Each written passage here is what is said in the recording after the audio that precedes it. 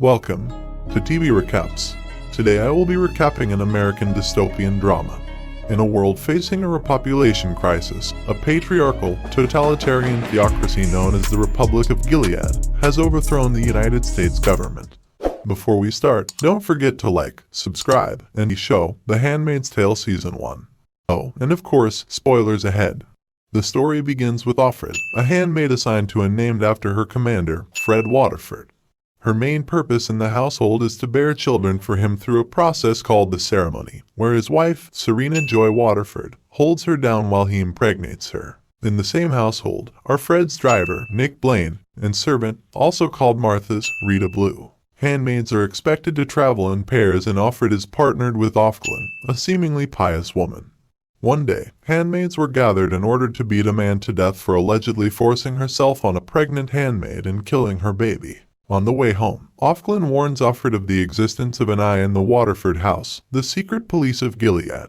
In a flashback, Offred recalls how she was captured as June Osborne, forcibly taken to the Red Center and indoctrinated into her new role as a handmaid by Aunt Lydia. Janine Lindo, a defiant prisoner, spoke out against her and had her right eye removed as punishment. In the present, June affirms her own resolve to survive against all odds so as to rescue her beloved daughter. On a grocery trip together, June and Offred start talking candidly and open up to each other about their lives before Gilead. Her name is Emily Malick and she is part of a resistance movement against the regime and persuades Offred to join, stating that any intel about Fred, a high-ranking commander, would prove invaluable. Nick passes a message to June that Fred wants to see her alone later at night and warns her that Emily is dangerous. June and the other handmaids are brought to Commander Warren Putnam's house where Janine is about to give birth. As Janine pushes the baby out of her womb, the commander's wife Naomi Putnam sits on a birthing stool behind Janine and pretends that she is the one giving birth. A healthy baby is born and immediately given to the wife, while Janine cries in the arms of her fellow handmaids. At night, June visits Fred as instructed. To her relief, Fred is only interested in a game of Scrabble before leaving for an important meeting in Washington. Next morning, June is excited to pass on the information to Emily only to realize she has been replaced by another handmaid, the new Offred. Emily has been charged with gender treachery for engaging in a romantic relationship with a Martha. Emily is pardoned because of her fertility and reassigned, but the Martha is hanged. She awakes in a hospital bed to discover that her clitoris has been surgically removed to stop her from enjoying sex while preserving her ability to reproduce. Back home, June is interrogated by Anai and Aunt Lydia over her relationship with Emily. Aunt Lydia shocks June for being disrespectful but is saved by Serena, who believes she is pregnant. This special treatment quickly ended when June reveals that she is not. Furious, Serena forbids her from leaving her room. After 2 weeks of confinement, June becomes delirious and retreats into the closet where she finds a Latin phrase scratched into the wall. Rita brings food to her room and finds her fainted on the floor. Worried that this might affect the ceremony, Serena arranges a hospital checkup for June. During the ceremony, Fred fails to perform and even declines his wife's efforts to get him ready. Later that night, June meets Fred again to play Scrabble. She asks him about the Latin phrase and finds out that it means, "Don't let the bastards grind you down." Written by the previous Offred who had killed herself. Using this to her advantage, June hints that she might end her own life if not released from her confinement. She is finally allowed to leave her room. After countless failed attempts to get June pregnant, Serena suspects Fred is sterile and suggests she performs the ceremony with Nick instead. Both June and Nick agree. Serena leads June up to Nick's room and waits by the door while they perform the act. During a ceremony, Fred touches June's thigh, enjoying the session more than he should. June confronts Fred in his office, to which he apologizes. He admits that in building a better world, there will always be some that suffers, referring to Emily and others like her. June also confronts Nick, who reveals that he is indeed an eye. At an open-air market, June realizes Emily has returned and learns that she was working for a resistance group called Mayday. Moments later, Emily hijacks an unattended car and drives recklessly around the plaza, killing a guard in the process. She is caught and dragged into a black van. Emboldened by Emily's actions, June visits Nick late at night and they have passionate sex. Gilead prepares for the visit of Mexican trade delegates. June is instructed to be on her best behavior for their visit of the Waterfords' home. She meets face to face with the Mexican ambassador and is surprised that she is a woman. June is asked about her experience. She blatantly lies, saying that she is happy. Serena is questioned by the ambassador on her beliefs. It is revealed that Serena had written a book about domestic feminism, now obsolete in Gilead where women is not allowed to read. The handmaids are taken to a function to demonstrate Gilead's success, followed by the highlight of the event when a parade of children, birthed by handmaids, make their entrance. June is horrified when she realizes that the commodity to be traded are handmaids. The next morning, June reveals the ugly truth about Gilead to the ambassador and begs for her help. She is not able to save June but is told by her assistant that her husband is alive and a message can be sent to him.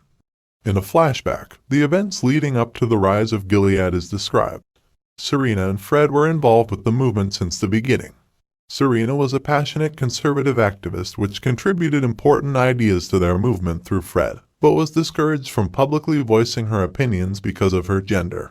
All women were fired from the workplace and their bank accounts frozen. Armed militants begin to occupy the city, gunning down any opposition to the new regime. After the takeover, Serena embraces her new role as a housewife in the totalitarian society she helped create. June was captured and separated from her husband, Luke Bankole, and daughter, Hannah Bankole. Luke was shot but managed to survive with the help of a resistance group traveling to Canada. As they were boarding a boat, Gilead soldiers fired and killed several members of the group. Luke narrowly survived. 3 years later, Luke has taken refuge in a place called Little America in Toronto. In the U.S. consulate, Luke receives the handwritten message from June. I love you so much. Save Hannah. Realizing his wife is alive, Luke gets overwhelmed by emotions. One evening, after Serena has left the house, Fred visits June in her room. Fred dolls her up with cosmetics and a nice dress before taking her out for the night. Nick drives them to Jezebel's, a secret brothel in Boston frequented by rich and powerful men. Unexpectedly, June spots an old friend, Moira Strand, who she thought has died. Moira has been her friend since before Gilead, and they were both captured to be trained as handmaids at the Red Center. Moira had successfully escaped and made her way to a safe house in Boston where she was caught and sent to work in a brothel. Despite June's encouragement, Moira has given up on escaping. Next morning, Nick ends his secret relationship with June because it is too dangerous. This upsets her and she etches the words "You are not alone" into the closet wall. In a handover ceremony, Janine passes her daughter over to Warren Putnam and his wife and is reassigned to another couple. During the first ceremony with her new commander, Janine freaks out and refuses to continue. June expresses interest in Mayday and receives instructions to retrieve a package from the bar at Jezebel's. She convinces Fred to take her there again that same night. However, once there, they go straight to the room and June has no chance to visit the bar. Luckily, Fred invites Moira to their hotel room, thinking June is interested in her. June pleads Moira to retrieve the package for her, but she refuses.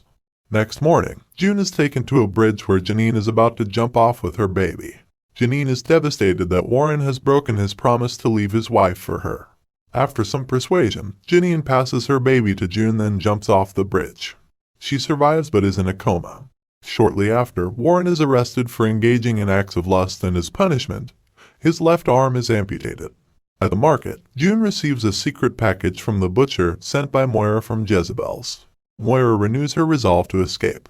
She kills her client, disguises herself with his clothes and escapes in his car. Moira reaches Canada where she is granted asylum and is finally reunited with Luke.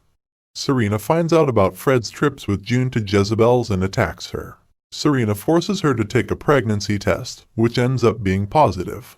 Serena confronts Fred about his transgressions which he completely ignores. Angered, she tells him that June is pregnant with another man's baby because he is too weak to be a father.